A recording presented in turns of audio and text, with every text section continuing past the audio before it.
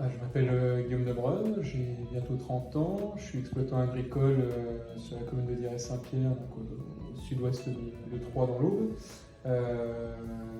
Je suis donc exploitant du méthaniseur de la société SSBD Méthane avec un associé qui s'appelle Éric Bruder, également exploitant agricole sur une commune voisine, à Granges-l'Évêque.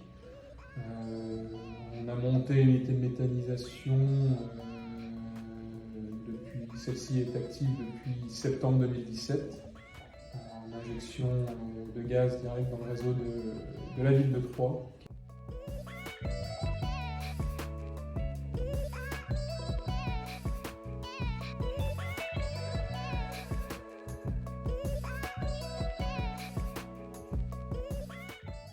Alors à l'origine, c'est parce que d'autres l'ont fait avant nous, on n'est pas des précurseurs, et donc ils nous ont convaincus à aller de ce côté-là. La raison principale, c'est la sécurisation d'une partie de notre chiffre d'affaires sur nos exploitations agricoles, vu que la méthanisation et la vente du gaz est sur un tarif réglementé connu d'avance sur 15 ans. Donc ça donne de la visibilité, donc on savait combien l'unité de méthanisation était capable de dégager, donc à nous après de faire le maximum pour dégager ce potentiel. Donc c'était déjà une part pour sécuriser. Et d'autre part sur le plan agronomique, parce qu'on est dans une région production végétale exclusivement, et la méthanisation c'est une manière de ramener une forme d'élevage au sein des exploitations, et donc gagner en autonomie par exemple sur la fertilisation azotée. En ce moment avec le prix de l'azote qui flambe, on est bien content d'avoir la méthanisation et la récupération de nos digestats pour pouvoir fertiliser. D'ailleurs, sans ça, on serait obligé de se ruiner, mais quasiment pour l'année à venir au niveau agronomique. Et puis ça nous permet aussi de revoir et de changer un peu nos rotations, avec l'introduction de nouvelles cultures, les rotations, le système de production. C'est aussi un peu un renouvellement.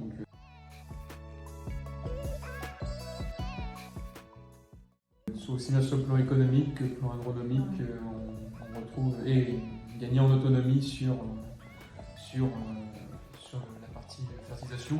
Et si on pousse un peu l'idéologie un peu plus loin, ça sera aussi une forme d'autonomie peut-être plus tard sur le plan énergétique pur. Où, aujourd'hui le gaz on l'injecte dans un réseau de distribution de la ville de Troyes, mais les tracteurs qui fonctionnent au gaz existent déjà. Peut-être voir un jour une forme de finalité où ce que nous consommons en termes énergétiques sur la ferme soit autoconsommé via la méthanisation, ce qui serait déjà un bon point aussi d'un point de vue environnemental.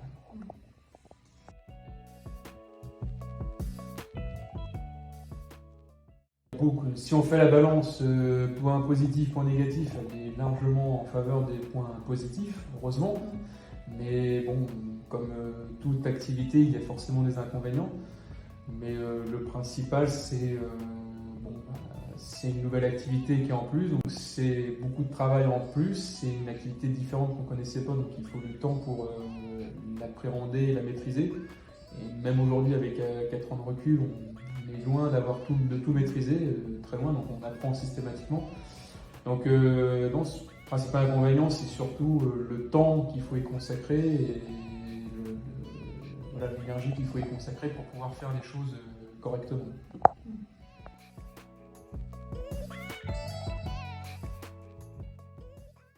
Démarchage de la part de votre directeur, Thierry, qui était venu un jour nous présenter en direct sur notre site la démarche. C'était même un appel téléphonique, je me rappelle, c'était un appel téléphonique de sa part qui s'était présenté, qui m'avait expliqué l'idée, le concept d'achat groupé pour les méthaniseurs. Mais ça remonte à plusieurs années maintenant, et aujourd'hui, ce qu'il avait comme idée, c'est réalisé.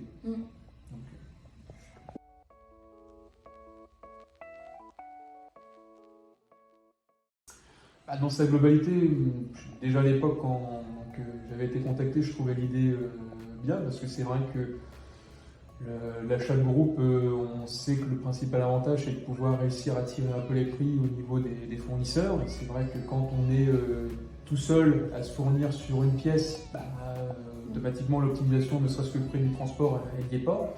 Le fournisseur, lui, il vend une pièce pour un méthaniseur. Il ne va pas faire forcément de geste commercial comparé à un groupement de 10 méthaniseurs ou de 20 ou 30 ou 50 qui commande 50 fois la même pièce. Donc pour moi c'est l'aspect principal, c'est de pouvoir réaliser des économies sur la fourniture de ces produits en mettant un peu la pression sur les fournisseurs ou en les forçant un petit peu à faire un geste commercial et puis surtout optimiser le coût de transport qui évidemment qui est pas négligeable dans tout ça.